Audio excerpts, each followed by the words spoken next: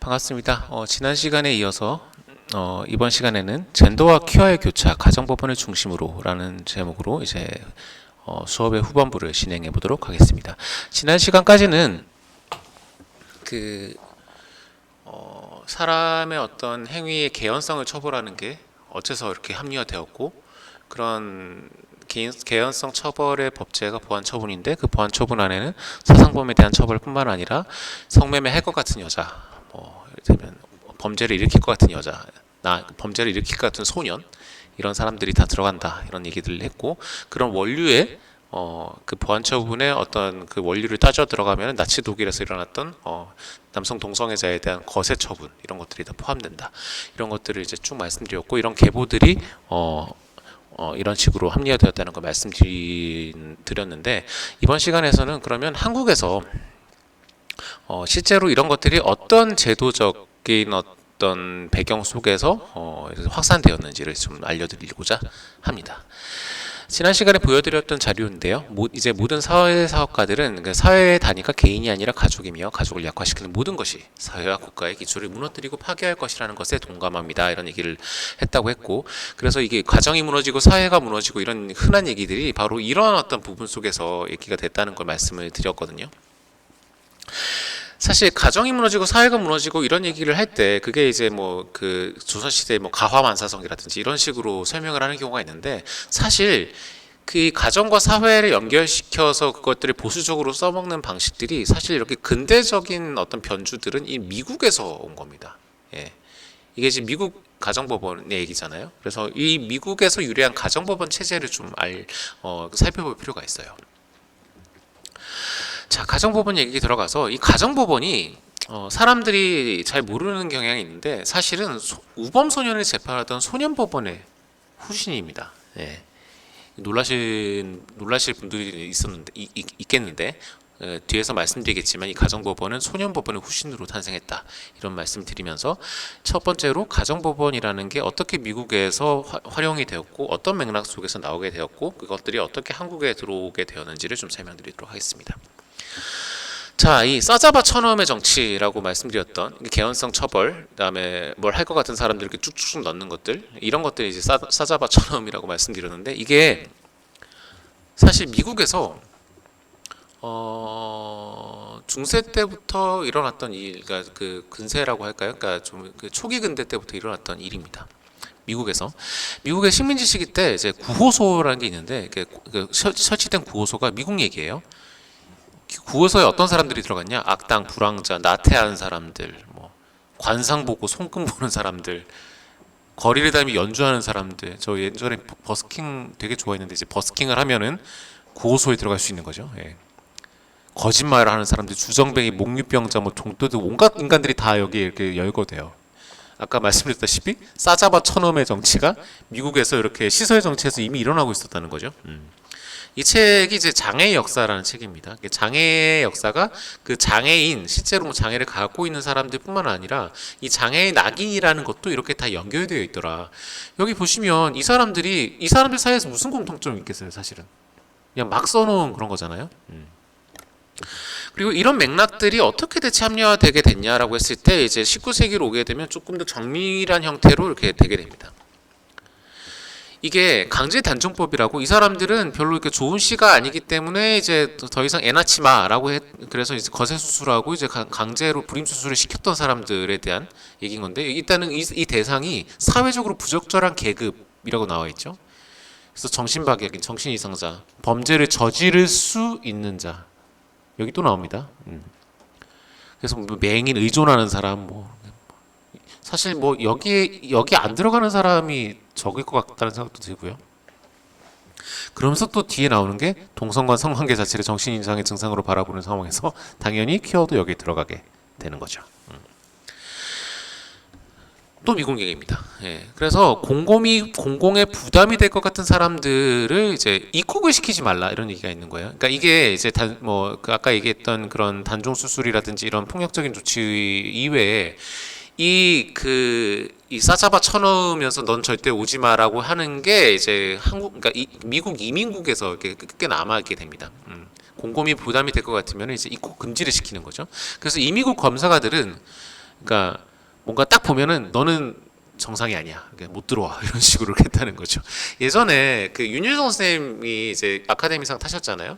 그분이 이제 미국 넘어갔을 때 잠깐 이제 계셨었는데 그때 경험을 얘기하셨던 기억이 나는데, 그러니까 이런 식으로 이민국 검사관이 미국에서 이민국 검사관이 이제 쓸데없는 핑계를 대면서 이제 너는 입국 안 돼 이렇게 하는 경우가 많아가지고 들어갈 때 엄청 너무 굴욕적인 그런 심리 상태로 이렇게 입국 안 되면 어떡하지 이런 마음을 가지셨다고 해요. 근데 실제로 그랬던 거예요. 이민국 검사관들은 결함, 정신 이상, 질병 증상을 자신들이 구분해낼 수 있다는 점을 자랑스럽게 생각했고, 그러니까 이런 식으로 뭐 이렇게 능력 있는 몸은 결혼을 전제로 하는 이성애자의 몸이고, 그러니까 뭔가 정말 그 관심법급 뇌피셜로 이렇게 했다는 거죠. 자, 여기에서 끼게 되는 지식이 어떤 지식이냐면 바로 우생학입니다. 우생학.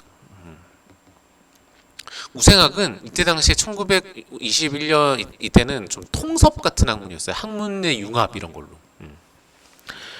그리고 이게 19세기부터 나오게 됐던 맥락이 뭐냐면은 도시 빈민의 문제가 있었습니다. 그래서 도시 빈민이 너무 늘어나면 안 된다. 그래서 도시 빈민이 너무 애를 많이 낳으면 안 되니까 애를 좀 덜 낳았으면 좋겠다. 이런 식의 발상이 일어났다는 거죠. 그러니까 이 우생학이라는 건 한마디로 그 민족이나 어떤 국가 내에서 좋은 시가 더 많아졌으면 좋겠어요라고 하는 맥락이에요. 그래서 지금 여기서는 정말 황당한 얘기로 하고 있는 거잖아요. 여기 지금 IQ 검사 이런 것들이 사실 이 IQ 검사가 원류는 정신 이상자라든지 정신 박약아라고 하는 지금은 그런 말을 안 쓰죠. 그런 사람들을 잡아내서 격리하기 위해서 만들어진 지식 체계 중에 하나였어요. IQ라는 게. 그래서 우생학이라는 거는 뭐 좋은 것도 있습니다. 국민보건, 뭐 체조 이런 것도 있는데, 근데 이제 이게 세게 나가면은 그러니까 치가 안 좋은 아이는 태어나지 말았으면 좋겠습니다라는 식으로 이제 강성으로 흘러가게 되는 거죠. 그러니까 이제 강제로 불임 수술을 시킨다든지 이런 부분들. 그래서 그런 어떤 얘기들이 19세기, 20세기 초에 계속 나오게 돼요. 그래서 중상류층이 이제 정신박약아라는 사람들이 투표 자격을 받으면 어떡하지? 뭐 이런 고민들을 하기 시작하고, 하층민이 참정권이 있으면 어떡하지? 하층민이 너무 늘어나면 우리 속이 좀 깨질 텐데? 이런 생각을 계속 했다는 거죠. 이런 얘기들이 굉장히 극단적인 얘기처럼 들리잖아요. 그러니까 흔히 말하는 우리가 나치 독일에서 얘기했던 뭐 아리아인의 피 이렇게 하면서 인종차별을 하고 인종청소를 하고 그런 문제들이 마치 그래서 현재는 그 정도의 비상식적인 일은 일어나지 않는 어떤 거라고 생각하기가 쉬울 것 같아요. 우생학이라고 할 때. 이거 실제로 많이 교정되기도 했습니다. 아까 뭐 IQ, 뭐 DNA 이런 부분들이 사실은 다 그런 좋은 인간의 어떤 혈통을 남긴다. 그런 어떤 지식들이 다 그 개입되는 어떤 그런 부분들이 있었는데, 그럼에도 불구하고 그래도 그때 시절보다는 지금이 좀 나았기는 하죠. 근데 우생학도 마찬가지지만 그 어떤 그 사회적 소수자를 뭔가 체계적으로 뭔가 좀 낮은 위치라든지 위험한 위치로 계속 두는 어떤 그런 통치는 우생학에만 꼭 긴박된 게 아니고 사실은 근대 주체, 근대 정치체와 연결되는 부분이기도 해요. 그 부분을 지금 얘기하고 있는 게 바로 이 슬라이드에서의 그 언급입니다. 읽어보면 급진주의가 아무리 진보적이고 유토피아를 지향한다 하더라도 무능력자에게는 좋은 조짐이 아니었다 라고 얘기하는 게, 왜냐하면 옛날에는 정치적 권리가 국민에게, 그러니까 신민에게 딱히 없고 왕에게 있는 거였잖아요. 근데 그 왕에게 있던 권력이 정치적인 어떤 책임이나 정치적인 어떤 그런 의무가 왕정이 무너지고 공화정이 생기면서 흔히 말하는 프랑스 혁명 뭐 이런 거고, 한국도 뭐 3.1운동 뭐 등등등 그런 것들이 있죠. 우리는 이제 왕이 아니라 대한민국으로 갈 거야, 공화정으로 갈 거야, 이런 것들이 이제 그런 어떤 민국으로서의 어떤 그 민의 정치적 권리를, 우리는 참정권을 쥘 거고 대통령을 뽑을 거고 국회의원을 스스로 뽑을 거야, 이런 어떤 개인이 어떤 능력을 가져서 정치적 권리를 획득하겠다 이런 어떤 맥락이 있는 건데, 그러면 내가 능력이 있어, 내가 정치적인 권리와 참정권의 의무가 있어, 권리가 있어라고 얘기할 때 그럼 그런 능력이 있는 사람은 있고 없는 사람은 없지 않을까라는 개념이 나오게 된다는 거예요. 민에게 권력과 정치적 권리를 주어질 때 그러면 모두에게 주면 안 되지 않을까? 라는 생각이 사실은 근대적인 정치 어떤 권리라든지 근대적인 어떤 정치 혁명 속에서 나오게 된다는 얘기를 지금 여기서 하고 있는 겁니다. 그래서 계몽주의와 미국의 독립혁명, 프랑스 혁명으로 고치된 인도주의와 보편주의 정신은 몇 가지 예상치 못한 결과를 가져왔다. 예. 낭만적인 인도주의자들이 찾던 내면의 영웅적 아름다움을 갖추지 못한 백치들은 그 대가를 혹독히 치러야 했다. 그들은 인간됨을 보여주는 내적 자아가 부재하고 혐오감을 주는 육체 및 제한된 정신에 갇혀서 다른 이들과 함께 살 수가 없는 사람이 됐던 것이다. 그러니까 이 사람은 정치적 권리를 주면 안 되겠다 라는 얘기가 나왔다는 거죠. 지적인 차이를 파악하여 통제하고 견제하고 싶은 사회의 간절한 욕구가 1871년 인구조사에 반영됐다. 이거가 이제 프랑스 얘기거든요. 그리고 이 인구조사에 대한 얘기를 이제 했던 사람이 미셸 푸코라는 학자입니다. 1967년과 1984년, 85년도에 통과된 개혁법을 통해 유권자의 참여가 늘어나자 중상류층은 이른바 정신박약자의 투표 자격을 두고 걱정하기 시작했다. 참정권을 새로 부여받은 하층민들 사이에 적극 투표층이 많아 보였기 때문이다. 이렇게 사실 근대 주체의 탄생과 근대의 어떤 시민혁명의 탄생에는 바로 그 시점부터 인간을 같게 대우해야 된다. 플러스 그런데 꼭 같게 대우하지는 말아야 되지 않을까라는 조급증이 같이 생겨났다는 걸 이거 지금 얘기를 하고 있는 거예요. 그 얘기는 뭐냐? 단순히 뭐 우생학 이렇게 해가지고 어떤 사람들의 잘못된 어떤 그런 이상한 엑소틱한 어떤 편견 그런 게 아니었을까 이렇게 생각할 게 아니라 사실은 우리가 근대적인 정치 체계 내부에서 이런 어떤 사람들에 대한 어떤 차별이 내장될 가능성이 굉장히 컸다라는 걸 얘기하는 거고요. 여기에서 이제 추가로 자본주의가 또 끼게 됩니다. 보통은 정치적인 참정권 플러스 이제 노동권 이런 것들이 중요해지잖아요. 노동자로서 내가 돈 버는 권리 이런 것들이 이제 근대 정치 체계의 굉장히 중요한 점인데, 자 그러면 참정권을 가질 수 있는 사람에게 막 백치나 정신박약자 그 따옴표 붙인 정신박약자들은 참정권을 주지 말아야겠다라고 해서 이제 거기서부터 차별이 생겨난다면, 자본주의에서는 노동하는 사람의 권리가 중요한데 그럼 노동 못하는 사람은 어떻게 해야 될까요? 바로 이런 부분 때문에 불황인 차별이 시작된 거예요. 자본주의에서 일하지 않는 사람은 문제가 있는 것이다. 일하는 사람과 일하지 않는 사람은 공평하지 않은 것이다. 이런 식의 인간을 다르게 보고 인간을 다른 인간으로 분류하는 것은 사실 근대 정치 체계, 경제 체계에서 굉장히 보편적으로 일어날 수 있었던 일이라는 얘기예요. 그래서 몸에 대한 차별이 이렇게 있고 난 다음에 거기에 갖다 붙이고 그것들을 합리화시키는 어떤 지식들이 바로 우생학이 동원되었다는 것을 지금 보고 있는 것이고요. 그래서 우생학만 문제가 다가 아니라 대체 그 지식을 활용해서 인간을 집요하게 다르게 분류하려고 했던 게 무엇이었는지를 조금 더 넓게 볼 필요가 있다. 이런 말씀을 좀 드리고 싶습니다. 그래서 이런 맥락에 대한 공포를 뭐라고 그러냐면 역도태라고 그럽니다. 중상층이 아닌 하층 및 열성인자가 역으로 살아남는 상황에 대한 사회적 공포. 그러니까 좀 줄었으면 좋겠는 거지. 계속. 그리고 여기에 계속 이제 하층 및 열성인자에 대해서 뭔가 이렇게 어떤 특성이 있는 것처럼 이렇게 주입을 시키는 어떤 그 지식들이 우생학을 통해서 굉장히 많이 일어납니다.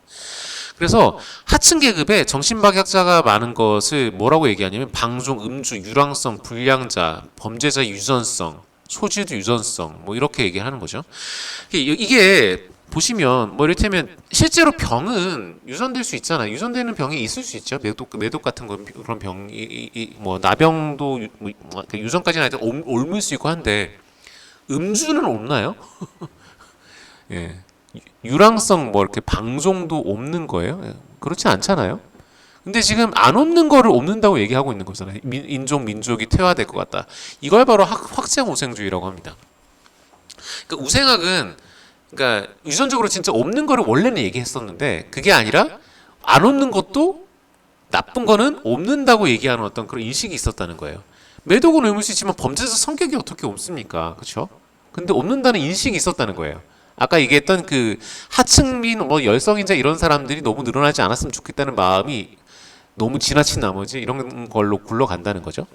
그래서 인간이 지닌 문제적 성질은 남들에게도 옮고 자식에게도 유전된다는 어떤 인식들이 생겨나기 시작했고, 그러니까 최대한 옮을 수 있으니까 뭘 할 것 같은 사람들은 따로 이렇게 분류를 해서 이렇게 뭐 특별한 조치가 필요하지 않나 이런 생각이 합리화가 됐다는 얘기인 거고요.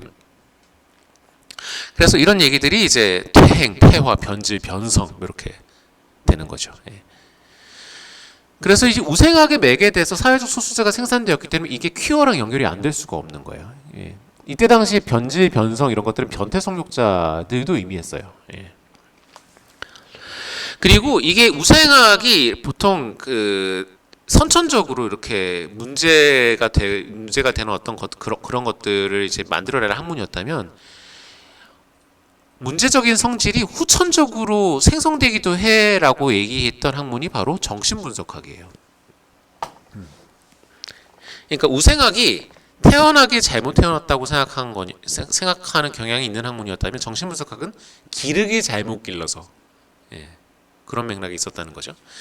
그래서 슐라미스 파이어스톤이라고 정말 유명한 페미니스트가 계시죠. 성의 변증법에서 뭐라고 그러냐면, 프로이트주의, 아까 정신분석학이 주어진 현실에 질문하지 않고 갑자기 결혼 파탄에서부터 형사소송 판결까지 모든 것에서 개입하기 시작했다는 거예요. 왜냐하면 부모가 잘못 기르면 안 되니까, 예, 부모가 잘 길러야 돼, 이런 얘기를 하는 그런 어떤 얘기들이 시작하면서, 범죄자의 문제는 뭐냐, 범죄자의 어머니가 잘못 길러서 그런 거다, 이런 식의 얘기들이 돌기 시작했다는 거고, 이런 것들이 단순히 썰로 끝나는 게 아니라 실제로 사업으로도 발전돼요. 개별 사회 사업이라는 게 있는데, 이게 사회복지의 방법론 중에 하나거든요. 보통 사회복지라고 하면 거시적 방법론과 미시적 방법론이 있습니다. 빈민구제해야 돼, 이런 것들은 이제 거시적인 건데, 개별 사회 사업은 네가 지금 어릴 때 뭔가 충격이 있어가지고 지금 네가 적응을 그래서 잘 못하는 거야. 그래서 네가 그걸 알아야 돼. 정신분석학을 잘 사용해 보니까 네 마음에 그런 상처들이 있어. 그러니까 지금 있는 가정에 잘 적응하는 게 중요해 라는 방식이 개별사회 사업의 방법론이에요. 한마디로 제도보다는 사람의 초점을 맞추는 사회복지의 방법론으로서 개별사회 사업 방법론이라는 게 미국의 20세기 초에 굉장히 유행했어요. 그리고 이게 사실 상담사들에게 엄청나게 좋은 거예요. 예, 돈 벌기가 너무 좋지 않겠어요? 구매량에 출중한 중산층 고객을 대상으로 이렇게 가족사회 사업에 대한 얘기들이 있으면서 이렇게 가정생활의 전문 지식이 필요하다, 이런 얘기들이 막 돌기 시작했고, 그러다 보니까 이게 이제 조정을 한다는 얘기가 여기에서 이렇게 나오기 시작하는 거예요. 접수된 가사 사건은 형사법원이 아니라 가정법원이 맡게 됐다는 뜻은 꼭 당사자들과의 상담을 통해서 사건이 되도록 조정하자. 그리고 여기에 사회복지사들, 사회사업가들이 개입을 해서, 그러니까 이 있는 가족을 잘 이렇게 해가지고 여기에 잘 적응하자라는 식으로 상담 사업이 일어났다는 거예요. 여기에 정신분석 이론이 합세하는 겁니다. 예. 그래서 어떻게 발현되냐면, 가정 문제의 원인은 여성의 정신세계에 있다고 보고, 이들 환자를 치료해서 현재의 가정과 결혼을 적응시키는 해결의 방법으로 이렇게 구현됐다는 거예요. 당연히 굉장히 보수적인 얘기들을 하게 되는 거겠죠. 가정이 문제가 있는 게 아니라 가정 안에 적응을 못하고 있는 네가 문제야. 시설이 문제가 있는 게 아니라 시설 안에서 적응을 못하고 있는 수용자가 문제야, 라는 식의 어떤 얘기들이 있는 거고. 그리고 이 정신분석학이 흥미롭게도 퀴어를 병리하는 데 굉장히 일익을 담당하는 학문이에요. 프로이트가 정신분석학을 만든 사람이라고 할 수 있는데, 이 프로이트는 굉장히 성과 세계에 대해서 굉장히 양가적인 얘기를 한 사람이거든요. 첫 번째로는 인간은 다 양성애자로 태어난다, 이런 얘기를 했어요. 굉장히 파격적인 얘기인 거죠. 그래서 이렇게 해서 그 성적으로 굉장히 다양하고 이런 얘기들을 했던 사람임과 동시에 그런 게 있지만 커서는 이성애해야 돼. 그건 다 어릴 때나 하는 거야. 아까 그 미숙할 때나 하는 거야, 이런 식의 것들을 동시에 얘기한 사람이에요. 그러다 보니까 이제 동성애 병리화에도 일익을 한 사람인 거죠. 이렇게 개별사회 사업에 대해서 얘기를 했는데, 이게 이제 미국 얘기잖아요. 그러면 한국은 어땠느냐라는 얘기를 좀 해보고 싶어요. 왜냐하면 이 사회복지에 대해서 미국의 사회복지와 한국의 사회복지를 지금 연결지어 설명을 드린 건데, 근데 사실 사회복지만큼 한국과 미국이 굉장히 달랐던 분야도 없거든요. 이유가 뭐냐면, 자, 이게 미국은 이런 개별 사회 사업이 있었다는 거는 뭐냐면 나라가 잘 살았잖아요. 그래서 중산층이 많아서 가정에 대해서 문제가 막 이렇게 있으면은 상담을 하고 그 상담사가 돈을 많이 버는 그런 시스템이 구축돼 있으니까 이렇게 개별 사회 사업이 흥할 수 있었던 거죠. 그러니까 지금으로 따지면 오은영 선생님이 나와서 금쪽 상담소를 하시면 사람들이 좋아하잖아요. 나름대로 육아의 팁도 얻고 나름대로 중요한, 그리고 뒤에서 잠깐 말씀드리겠지만 정신분석학이 가지고 있는 여러 가지 문제가 좀 해결이 돼서 어느 정도 합리화가 된 상태의 그런 얘기들을 지금 오은영 선생님께서 하고 계신데, 어떤 의미에서는 이렇게 정신분석학이라든지 그런 개별 사회 사업이라든지 이런 얘기들을 본격적으로 할 수 있었던 시기가 미국은 훨씬 빨랐다는 거예요. 1950년대, 40년대부터 이게 가능했다는 얘기인 거고요. 그러면 1950년대 한국은 어땠을까? 그때 한국은 전쟁 직후죠. 그래서 어떤 부인이 가가지고 제 아이를 어떻게 키워야 될지 모르겠어요. 정신분석으로 저를 어떻게 좀 설명해 주실 수 있을까요? 라는 게 안 된 거예요. 예, 그렇게 하기 힘들었던 거고. 그러니까 그때 당시에 한국의 사회복지는 뭐였냐면 외원기관을 통해서 원조 물자가 쏟아지는 형태에 가까웠어요. 그러니까 이 현장에서는 지금 개별사회 사업이나 정신분석학이라든지 이런 것들이 진짜 사치 중에 사치에 가까웠던 것이고 전혀 현실과 안 맞는 방식으로 그렇게 했다는 거죠. 그래서 이때 당시에 사회의 어떤 사회복지, 사회사업가들이 뭐라고 얘기했냐면 우리는 그냥 고아원 원장 같은 그런 느낌인 거지, 여기에서 특별히 방법론이란 게 있을 게 없고 외국의 원조를 지금 받는 게 너무 결정적인 어떤 문제이기 때문에 지금 원조를 조금이라도 얻어내느냐 뭐 이런 거지. 지금 여기에서 사회사업학이라든지 개별 사회사업 방법론이라든지가 뭐가 중요한지 잘 모르겠다는 얘기가 현장에서 계속 많이 나와요. 근데도 불구하고 대학에서는 아까 말씀드렸던 이 개별 사회사업 방법론을 사회사업학 학과에서는 계속 가르치는 거예요. 그래서 현장에서는 이게 뭔 의미인지 잘 모르겠다는 얘기를 하고 원조나 더 따와라 이런 얘기를 하고, 대학에서는 사회사업 사학 방법론을 이렇게 가르치면서 이렇게 현장에서 유리된 얘기를 하고 이렇게 되는 건데, 여기까지 들으셨으면 이제 그런 의문이 생길 거예요. 그러니까 그러면 미국의 사회사업 방법론이, 개별 사회사업 방법론이 한국에서 그렇게 큰 의미가 없었던 거 아닌가요? 그렇지만은 않았습니다. 왜냐하면 지식이라는 게 꼭 그렇게 현실과 유리된 얘기라고 해서 그게 그렇게 기각되기가 쉽지가 않거든요. 한번 대학을 통해서, 한번 전문가의 입을 통해서 발화되었던 그런 개별 사회 사업, 정신분석학적 지식은 다른 제도적인 맥락들 속에서 그 수명을 불리게 되어 있습니다. 그 불리게 된 게 이제 어떻게 불려졌는지는 제가 이따가 가정법원 조정위원, 조사관 얘기를 하면서 그분들이 이걸 어떻게 써먹었는지를 이제 좀 소개를 해드리려고 하고요. 그래서 한마디로 이 우생학과 정신분석학은 각각 잘못 태어나서 만들어진 태행과 잘못 길러져서 만들어진 태행이라는 걸 각각 따로 뒷받침했던 그런 어떤 학문이라고 할 수가 있겠습니다. 그러니까 이런 방식으로 뭘 할 것 같은 사람을 집어넣는 어떤 그런 통치들이 지식의 차원에서 합리화됐다는 거고요. 그래서 잠깐 이제 퀴어 얘기로 잠깐 돌아가면 이런 얘기 많이 들어보셨을 거예요. 동성애는 타고나는 거야, 길러지는 거예요? 이런 얘기. 어떤 것일 것 같아요? 정답은 질문이 잘못됐어요. 왜냐하면 이성애자들한테는 이런 거 안 물어보거든요. 이성애는 타고나는 거예요, 길러지는 거예요? 예. 한마디로 이 프레임은 둘 다 잘못된 프레임이에요. 우생학과 정신분석학이 개재한 프레임이. 그래서 로이 리처드 그린커라는 학자께서 이렇게 말씀하셨습니다. 생물학의학적 모델과 정신분석학적 모델의 한계를 모두 보여주는데 이 두 방법이 둘 다 낙인을 증가시킨다는 거예요.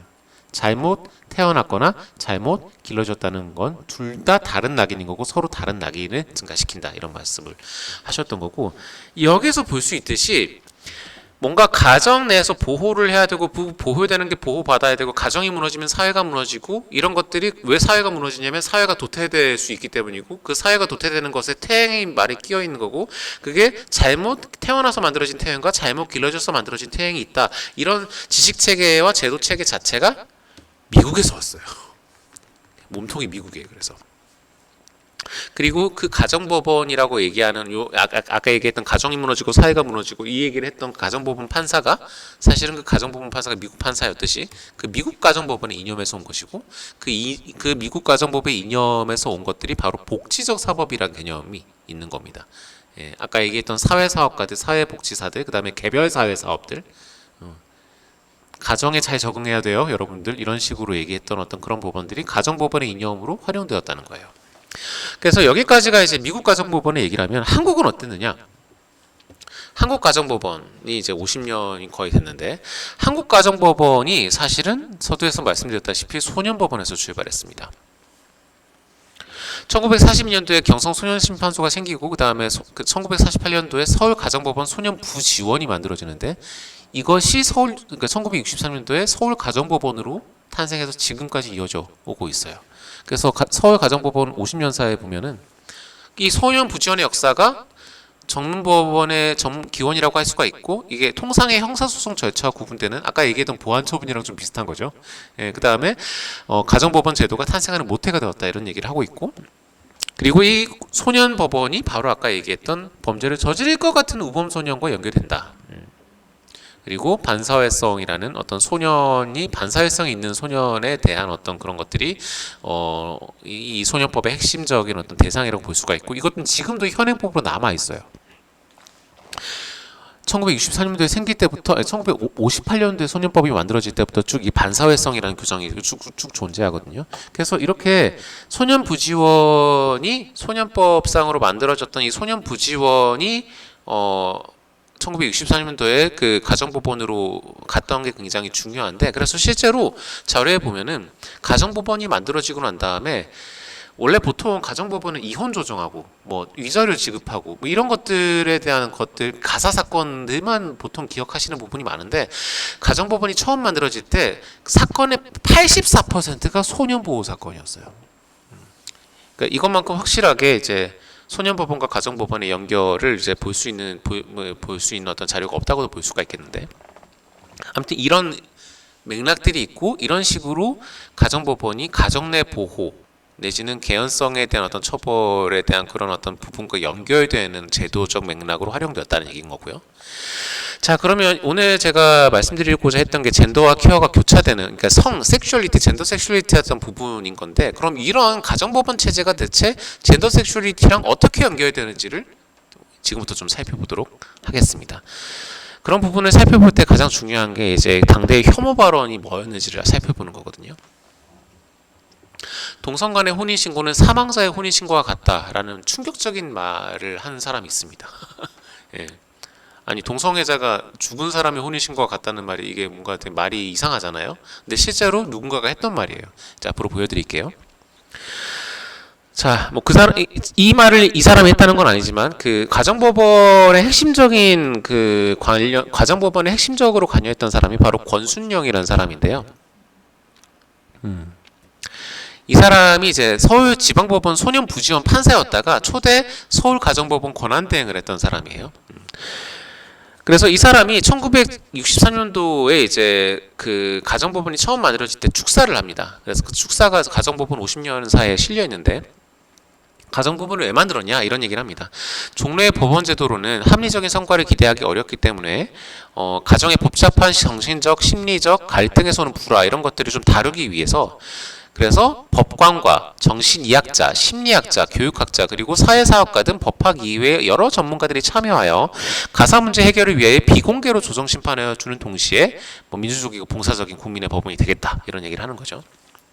바로 이렇게 법관 플러스 정신의학 플러스 심리학 플러스 교육학 플러스 사회사업가 말은 참 좋잖아요. 이런 사람들끼리 다 이렇게 협동해서 이렇게 잘 조사하자라고 하는 게 미국 가정법원의 체제에서 온 거거든요. 이렇게 조사를 하고 조정을 하고 이런 것들이. 그러면 이 조정의 시체가 뭐였는지를 이제 보여드릴 텐데, 이제 앞서 얘기했던 게 이제 소년 사건과 가사 사건을 이제 가정법원에 굉장히 모태가 되는 두 가지 사건이고 소년 사건이 훨씬 많았다고 84%가 됐다고 말씀드렸잖아요. 그럼 나머지 가사 사건은 또 어땠느냐? 소년 사건 계속 말씀드렸으니까 이제 가사 사건을 좀 넘어가면 지금 아까 말씀드렸던 그 권순영이라는 사람이 1955년도에 굉장히 유명한 말을 한 사람이에요. 이 말 들어보셨던 분은 계실 수도 있는데 보호할 가치가 있는 정조만 보호한다라는 굉장히 유명한 말을 한 사람입니다. 세칭 박인수 사건이라고 하죠. 혼인빙자 간음 이런 걸로 해서 이제 여성들을 굉장히 엽색 행각을 했던 그런 사람들이었는데 그런 사람을 이제 그 법정에 세워서 그러니까 1심 때 판사가 이제 권순영이라는 사람이 있었는데 그 여성에게 이런 얘기를 했어요. 보호할 가치만 있는 정조만 보호한다. 굉장히 문제적인 멘트인 거죠. 그러면 이 서울가정법원에서 이 사람 후임으로 들어온 사람이 누굴까라고 했을 때 이 사람이 그 서울가정법원 부장판사로 들어왔던 사람이 바로 이존웅이라는 사람입니다. 이존웅. 이 사람은 좀 생소하실 거예요. 1950년대에서 그 정말 그 가정의 문제나 이런 어떤 성적인 문제에 파란을 일으켰던 판결을 일으킨 사람이 그 권순영이란 판사라면 1960년에는 이 이존웅 판사라는 사람이 젠더 섹슈얼리티에 관련해서 굉장히 충격적인 판결 하나를 내놓습니다. 그게 어떤 거냐면 민법에 보면 재판상 이혼 원인이 그러니까 이혼 사유가 정해져 있어요. 법정 이혼 사유가 배우자의 부정한 행위가 있었을 경우 이렇게 얘기가 돼 있는데 이게 왜 만들어졌냐면 이때 당시만 하더라도 남자가 첩을 둬서 본처를 쫓아내려고 하는 사람들이 많았어요. 그러니까 그건 나쁜 일이잖아요. 그러니까 본처를 함부로 쫓아낼 수 없게끔 하기 위해서 이렇게 이혼을 할 때 이혼 원인이 이렇게 이런 이유가 있어야만 이혼을 할 수 있어라고 법으로 정해놓은 거예요. 과거에. 근데 여기 6번 보시면 기타 혼인을 계속하기 어려운 중대한 사유가 있을 때라고 나와 있잖아요. 이게 모호하잖아요. 사실은. 이 모호한 조항을 이용해서 이존웅 판사라는 사람이 어떻게 얘기했냐면은 여성 배우자가 혼인 전에 누구랑 섹스를 했어. 이건 이혼 사유가 돼. 라는 판결을 했어요. 네, 참 충격적인 판결인 거죠.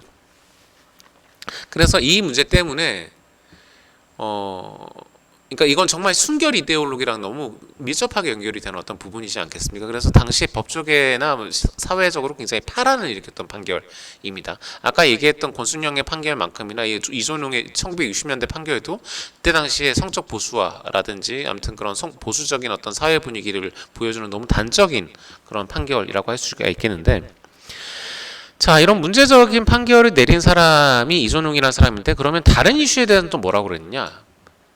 이 사람이 동성혼에 대해서도 얘기한 게 있어요. 1960년대라고 그랬잖아요. 최근에 이제 동성혼 관련해서 판결이 나왔죠. 그러니까 그 동성 부부 피부양자로 인정했던 2024년 판결이 있었죠. 그 사실혼 관계에 있는 동성 배우자의 건강보험 직장가입자 피부양자 등록을 이제 받아들이게 한 건데 지금 이제 이렇게 싸우고 난 다음에도 건강보험공단에서 계속 이렇게 동성 부부 사실혼 부부에 대해서 계속 이렇게 신청을 하면 거부하고 있는 상황이에요. 9월 27일 기준으로. 그래서 운동단체에서 열심히 싸우고 있는데 판례가 있는데 지금 대법원에서 이렇게 판결이 나왔는데도 왜 공단 측에서 거부하냐 뭐 이러고 있는 상황인데 이런 동성 부부에 관한 게 2024년이면 익숙하실 수 있겠는데 1960년대에 이런 사람도 있었다고? 있었어요. 자료에 나옵니다. 동성 간의 혼인의 성립이라는 특정호가 실려요. 1966년 1월에. 예. 이 얘기가 왜 나왔냐? 실제로 1964년에 지방법원에 레즈비언 커플이 혼인신고서를 제출해요. 예, 모르셨던 분 많으실 거예요. 1964년도에 그런 용감한 분이 계셨어요. 그래서 이걸 어떻게 해야 되느냐라는 걸 다룬 게 66년도 1월 기사예요. 아까 말씀드렸던 이존웅 판사가 서울가정법원 수석부장판사는 뭐라고 그랬냐? 혼인신고는 어디까지나 남성과 여성 간의 결합이다 라고 얘기했어요. 그래서 당연히 혼인신고는 수리할 수 없다라고 얘기했고 이때 3명의 이제 법조 법률가가 얘기를 했는데 그 다음으로 이제 대법원 호적 담당관이 뭐라 그랬냐면 동성혼은 혼인의 사실적 요건인 혼인 이사가 없어 무효인 것이 명백할 뿐 아니라 특히 동성 간의 혼인으로 혼인 당사자가 서로 이성이 아니라는 점에서 사망자의 혼인 신고와 같이 법률상 당연히 무효다라고 얘기했어요. 실제로 자료에 나오는 멘트입니다. 그러니까 동성 커플은 죽은 사람 커플과 똑같다는 얘기를 누가 실제로 이렇게 한 거예요. 여러분들이 크리스테바의 빛의 논의에 대해서 아시는 분이 계실 텐데 이거야말로 동성 커플을 빛체화시킨 거죠. 살아있으나 살아있지 않은 사람으로 만든 어떤 그런 이런 맥락들이 있습니다. 그렇게 여기 보시다시피 이존웅이라는 사람이 여성에 대해서 이상한 얘기를 했지만 동성애자에 대해서도 이상한 얘기를 했어요. 보통 여성에 대해서 혐오 발언을 하는 사람들은 동성애에 대해서도 혐오 발언을 합니다. 그 거꾸로도 마찬가지인 거고요. 그것의 또 다른 증거가 뭐냐면 바로 동성애의 증가는 여성운동의 유행 때문에 증가하는 거다. 이런 얘기를 또 누가 했을까요? 바로 가정법원 조정위원이라는 사람이 했어요. 그러니까 이게 가정법원이 다 연결이 돼 있는 거예요. 젠더 섹슈얼리티에 대한 이상한 말들이 가정법원과 연결이 돼 있습니다. 그래서 제가 이제 굳이 연구를 한 거고요. 이 가정법원 조정위원이 대체 뭐냐? 아까 얘기했던 그 가정법원장이 매년 미리 정신과에서 사회사학과 심리학자 뭐 이런 사람들 중에서 위촉해서 이제 이혼하지 마세요. 저희가 조정해 드릴게요. 합의하세요. 이런 식으로 운영을 하려고 했다는 거예요. 자, 그럼 이 조정위원이라는 사람이 어떤 사람들이냐? 감사장을 받았던 사람이 있어요. 2004년에. 백상창이란 분입니다. 이분이 2023년 초에 돌아가셨어요. 그리고 제가 박사 논문을 2023년 8월에 냈거든요. 이분 얘기가 이제 제 박사 논문 안에 있습니다. 서울가정법원 조사관을 2년간 했고요. 서울가정법원 조정위원을 1969년부터 2011년까지 했어요. 근 40년 동안 역임을 하신 거죠. 그래서 굉장히 중요한 사람이라고도 할 수 있어요. 이 조정위원회에서. 이분이 정신과 의사였거든요. 세브란스 나온. 자, 이 사람이 1900 해군 장교였거든요. 해군 장교였는데 이 사람이 이제 해군 장교 시절에 어떤 논문을 썼냐면 동성애 성향이 있는 병사에 대한 논문을 써요. 이 논문 내용이 굉장히 이때 당시 동성애를 어떻게 병리화했는지에 대해서 잘 보여주는 거거든요. 이 사람이 오이디푸스 컴플렉스를 해결할 길이 없어가지고 호모섹슈얼 트렌드, 동성애적 경향이 보이고 그래서 어릴 때 발달 단계를 잘못 겪어가지고 그래가지고 이렇게 세디스틱한 어떤 그런 충동도 올라오고 이랬다는 거예요. 이게 이 얘기 방식이 프로이트 정신분석학에서 동성애를 병리화하는 굉장히 전형적인 논리예요. 어릴 때 잘못 커서 이상하게 됐다. 부모가 뭔가 잘못 키웠다. 그러니까 오이디푸스 컴플렉스가 뭐냐면은 그런 거거든요. 그러니까 사람의 성적 발달 과정 속에서 엄마와 아빠가 서로 이렇게 애한테 어떤 영향을 끼치는지 이런 것들을 그냥 설명한 이론인데 그것들이 이제 보통 이성애로 잘 빠지게 해야 되는데 동성애로 빠지게 만든 게 이제 부모가 잘못해가지고 뭐 이런 얘기를 한 건데 이때 이렇게 나왔던 병사가 해병대 병사였어요. 이 해병대 병사가 그래서 결과적으로 이런 어떤 진단을 받고 난 다음에 총기로 자살을 해요. 굉장히 슬픈 일이고요. 그리고 한국에서 이제 동성애 처벌법이 따로 있지는 않은데 군형법에는 존재해요. 군형법에는. 왜냐하면 그게 미국의 소도미법에서 왔기 때문입니다. 미국의 형법이 일반 형법이 동성애 처벌법으로 존재했었어요. 그러니까 우리가 스토너랑쟁이나 1969년도에 일어났던 스토너랑쟁만 기억하기 쉬운데 왜 그런 일이 생겼는지 생각해 보면 그 나라는 실제로 동성애를 하면 형법으로 잡아가던 나라예요. 징역을 세던 나라고. 한국은 그 정도는 아니었거든요. 우리나라는 이제 어떤 식으로 했냐면 시설에 가둔다든지 물론 그게 더 심각한 처벌일 수도 있어요. 제가 아까 말씀드렸다시피 보호라는 이 명목으로. 근데 어쨌든 막 그렇게 뭐 그게 아니라면 보통 뭐 구류를 산다든지 경범죄 처벌법으로 이렇게 했던 경우가 있는데 미국은 정말로 형법으로 동성애를 잡아놨던 나라예요. 그러니까 그게 이제 미국이라는 게 얼마나 복음주의 국가인지 이런 것들을 알 수가 있는 것인데 아무튼 이런 백상창이라는 사람이 이혼 조정을 실제로 합니다. 조정위원을 했다고 그랬으니까 백상창이 했던 이혼 조정의 실체가 어떤 것이었는지를 지금부터 보여드리도록 하겠습니다. 다 이게 이분이 썼던 글에서 나온 거예요. 저희 내피셜이 아니라. 첫 번째로 그 이혼 조정을 하다 보니까 여성이 부정 망상이 있다는 거예요. 남편이 부정을 저지른 것 같은 망상이 있는 여자들이 많더라.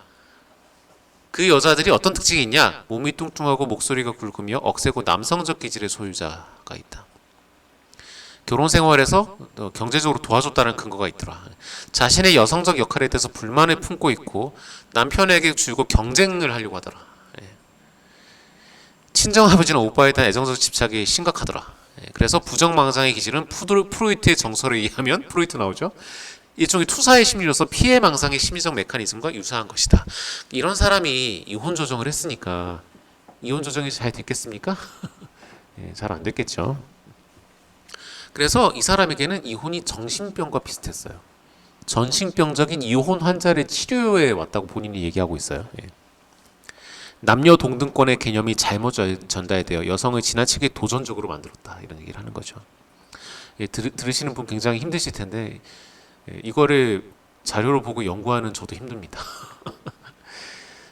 백상자는 이혼도 정신적인 평형 상태가 깨진 현상이므로 일종의 이혼병이라고.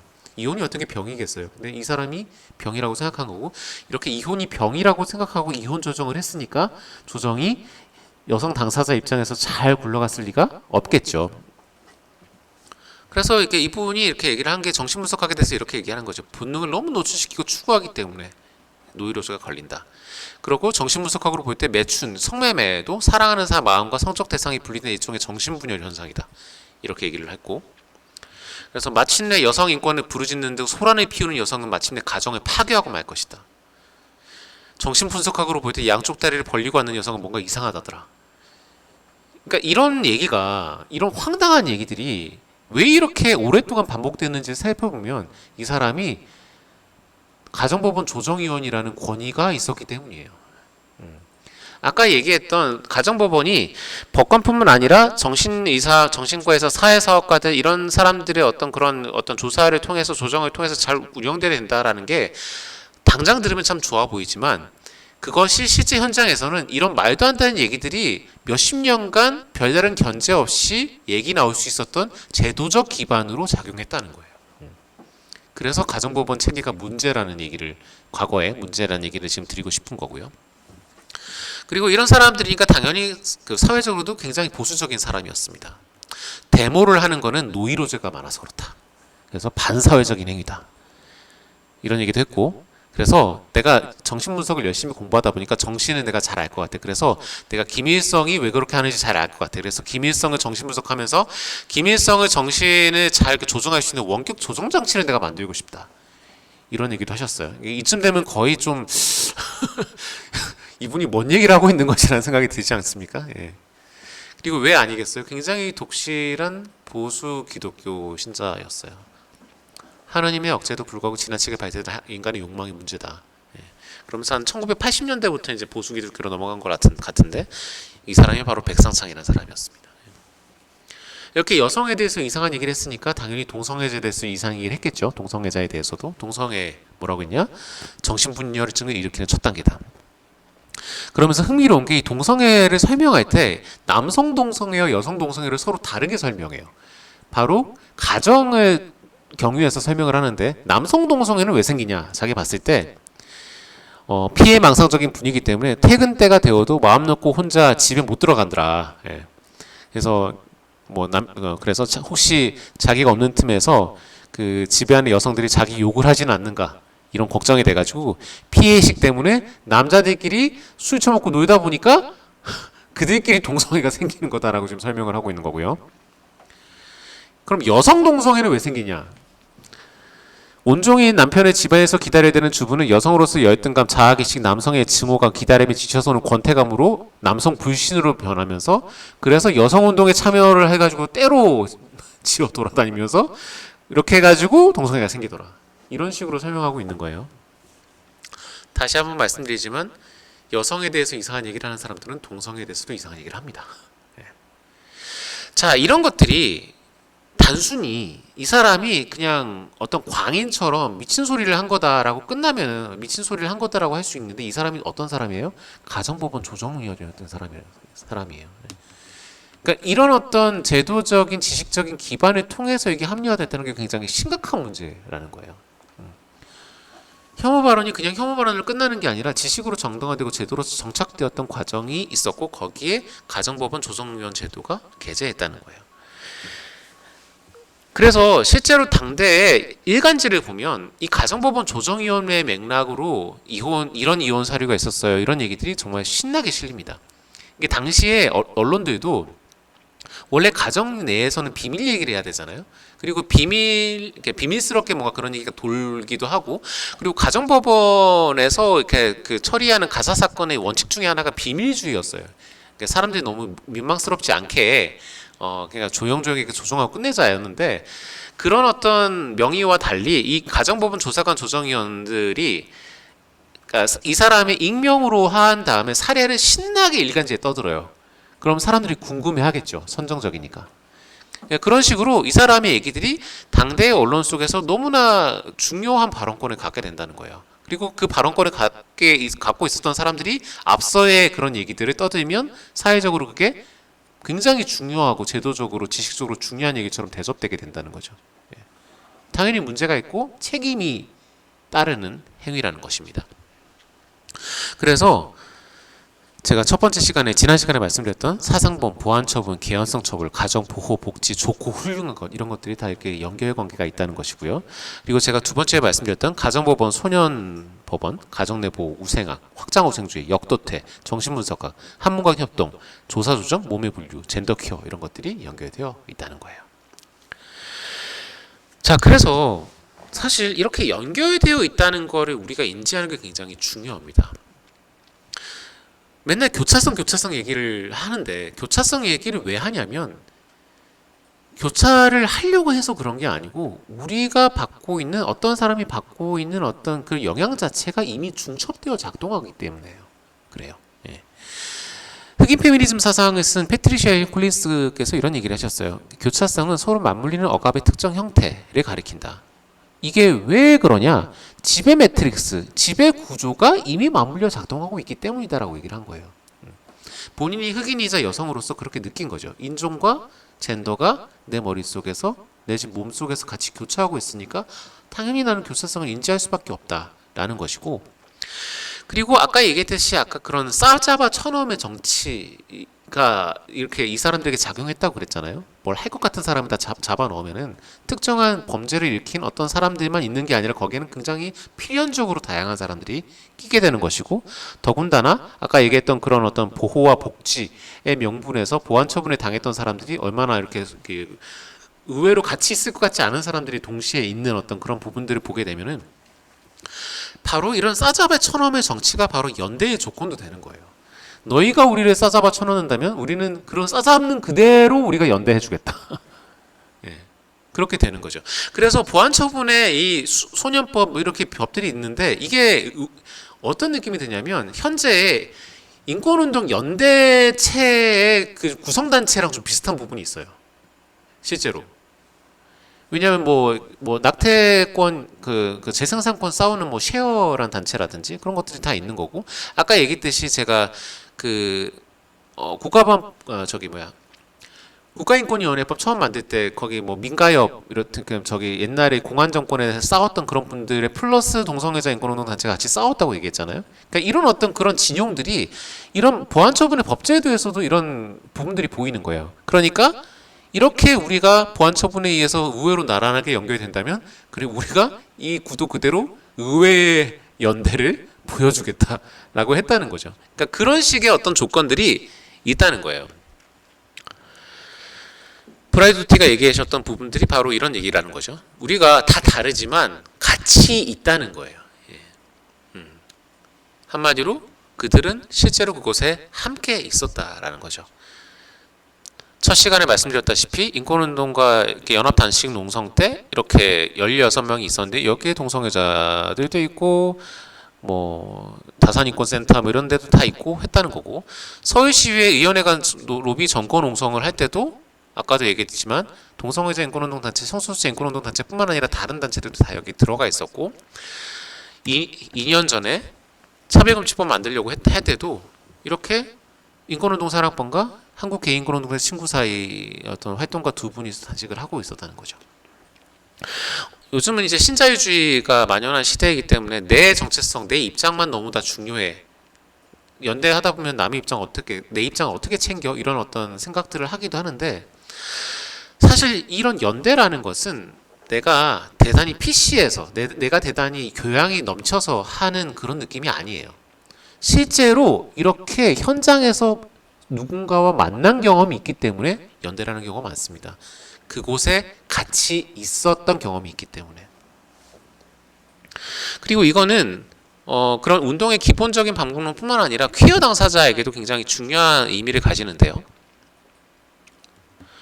성소수자 퀴어를 당대의 특이하고 엑조틱한 존재로 그리는 게 아니라 그때 당시 역사상과 어떻게 연결되어 있는지를 드러내주는 게 너무너무 중요한 겁니다. 제가 아까 보여드렸던 보안처분, 가정법원, 그 다음에 동성애에 대해서 이상한 얘기를 하는 사람들이 왜 여성에 대해서도 이상한 얘기를 하는가, 이런 얘기들이 다 어떤 사회적 소수자들이 고립된 게 아니라 의외의 연결망들이 다 있다는 거예요. 이거를 얘기하는 게 너무너무 중요한 이유가 누군가가 고립될수록 누군가는 당사자가 원하지 않은 방식으로 인용되고 해석될 가능성이 높아져요. 이거는 퀴어뿐만 아니라 사실 여성도 마찬가지예요. 그러니까 연대를 하는 게 더 유리한 거예요. 내 정체성을 얘기할 때. 그렇기 때문에 옛날 활동가들이 이렇게 했던 거고, 그게 단순히 내가 PC하거나 더 고급한 교양을 가지고 있어서가 아니라 실제로 같이 있었던 경험에서 우러나오기 때문에. 여기까지 이제 들으셨으면 이 무지개 깃발이 어떤 의미인지를 좀 아실 수가 있을 것 같습니다.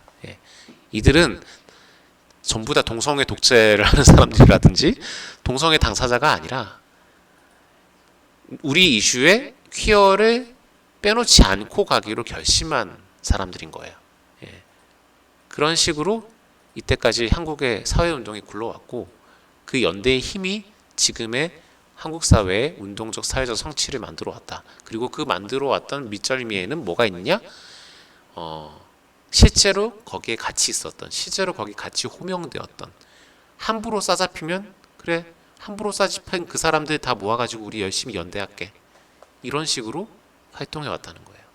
그것이 체제가 우리를 함부로 싸잡는다면 우리는 그거 그대로 우리의 서로 다르지만 이 다른 우리가 서로 함께 있으면서 뭔가를 해나가는 어떤 그런 정치의 밑절미가 되었다는 것을 말씀드리면서 두 번째 강의를 마치도록 하겠습니다. 감사합니다.